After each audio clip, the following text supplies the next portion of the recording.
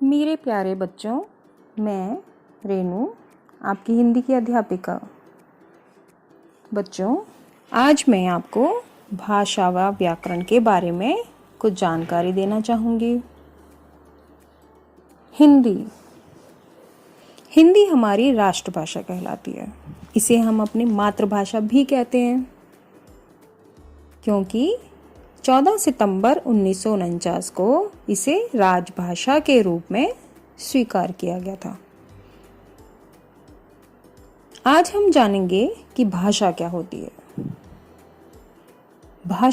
भाषा वह माध्यम है जिसके द्वारा हम अपने विचारों को आदान प्रदान करते हैं। आदान प्रदान करना मतलब एक दूसरे तक पहुंचाना। हम इन विचारों को दो रूप से एक दूसरे तक पहुंचा सकते हैं, मौखिक व लिखित रूप से। मौखिक अर्थात किसी को बोलकर या सुनकर। लिखित रूप जैसे किसी को लिखकर व पढ़कर।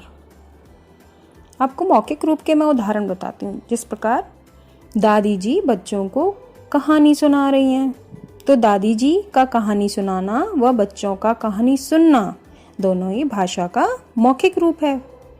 इसी प्रकार लिखित रूप का उदाहरण देती हूँ।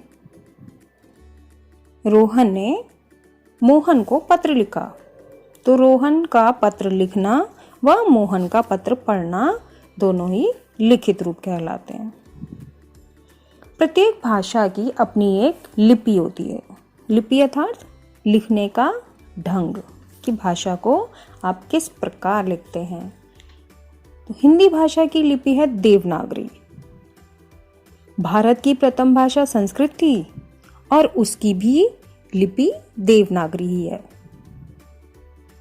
और संस्कृत भाषा से ही हिंदी भाषा का जन्म हुआ था।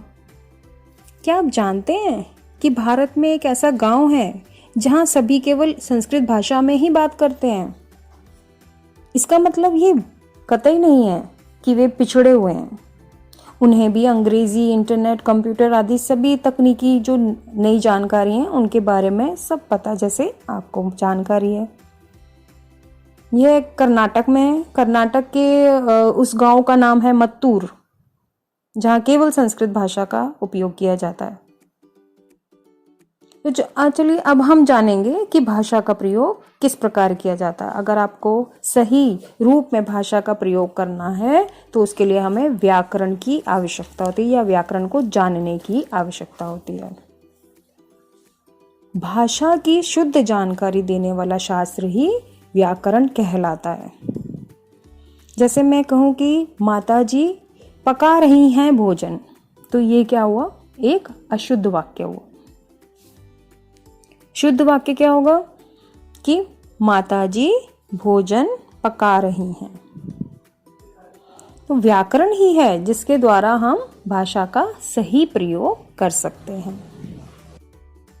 अच्छा बच्चों, देखिए स्क्रीन पर एक पत्रिका बनाई है मैंने, जिसमें आपके लिए मैंने कुछ प्रश्न लिखे हैं, कुछ रिक्त स्थान हैं। अशुद्ध वाक्यों को शुद्ध करके लिखना है, सही व गलत है। तो ये सभी प्रश्न आप अपनी नोटबुक में कीजिएगा। अगली बार इससे हम और आगे विस्तार से पढ़ेंगे। धन्यवाद।